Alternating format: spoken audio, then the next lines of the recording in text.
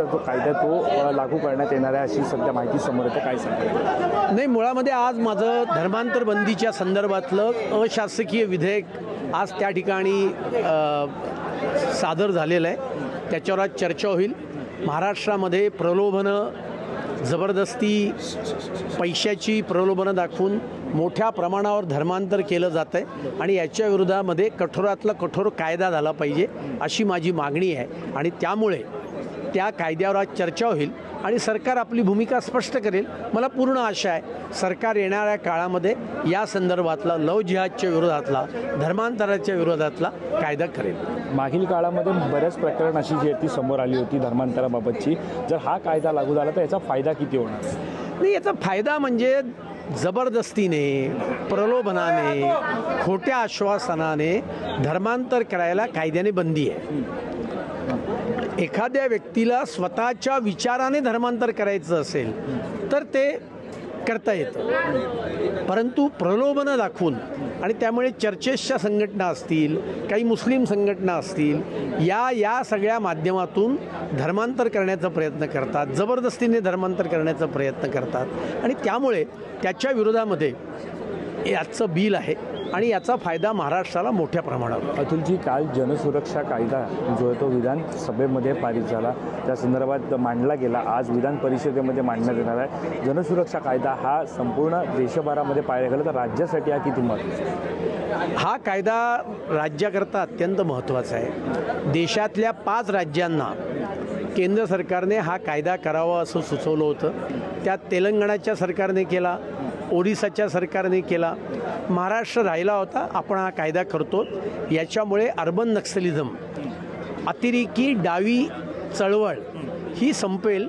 Left wing extremism जो आहे, जो सर्वोच्च न्यायालयाने वापरलेला शब्द आहे, त्याला वैचारिक पाठिंबा देणारा ज्या या छुप्या संघटना आहेत त्या संघटनांच्या विरोधातला हा कायदा आहे. पण ज्या प्रकारे विरोधक म्हणत आहेत की हा जर कायदा राज्यभरामध्ये लागू झाला तर आंदोलनं केलं किंवा काही केलं तर थेट ही तुरुंगवारी जी ती होणार.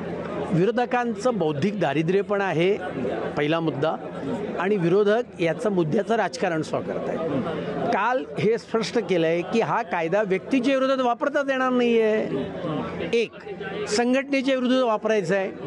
तो वापरण्याची पद्धत काय आहे? जर का सरकारला म्हणजे पोलिसांना असं वाटलं की एखादी संघटना भारतीय प्रजासत्ताकाला, भारतीय राज्यघटनेला आव्हान देते, सरकारला नव्हे, एखाद्या कायद्याला नव्हे, एखाद्या सरकारच्या निर्णयाला नव्हे, तर भारतीय घटनेला आणि भारतीय प्रजासत्ताकाला शक्तीचा वापर करून उलथून टाकण्याच्या संदर्भातला प्रचार प्रसार करते आहे, तर त्या संघटनेच्या विरोधामध्ये हा कायदा वापरता येईल.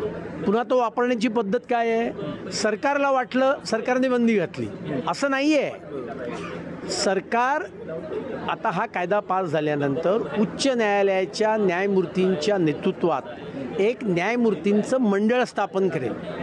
सरकार त्यांच्याकडे जाईल की आम्हाला या संघटनेवर बंदी घालायची.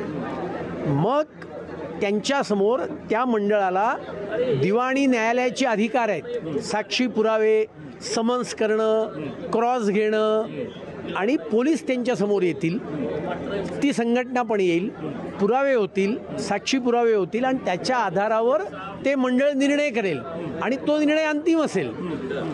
त्या निर्णयाच्या विरोधात सुद्धा 30 दिवसाच्या आत उच्च न्यायालयामध्ये त्या संघटनेला जाण्याची मुभा आहे.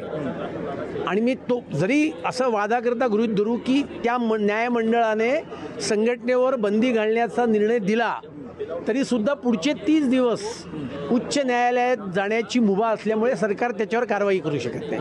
त्यामुळे इतकं डेमोक्रेटिक आणि नॉन एक्झिक्युटिव्ह ज्याला म्हणतो की पोलिसांच्या हातात दिलेलं नाही आहे, तर एका न्यायपालिकेच्या हातात या संदर्भातले अधिकार दिलेत. असं असताना विरोधी पक्षाने अशा पद्धतीचं राजकारण करणं, याच्यावरनं मी म्हटल्याप्रमाणे 2च गोष्टी होतात. एक, त्यांची बौद्धिक दिवाळखोरी प्रगट होते, आणि राष्ट्रीय सुरक्षेच्या बाबतीत सुद्धा ते राजकारण करतात.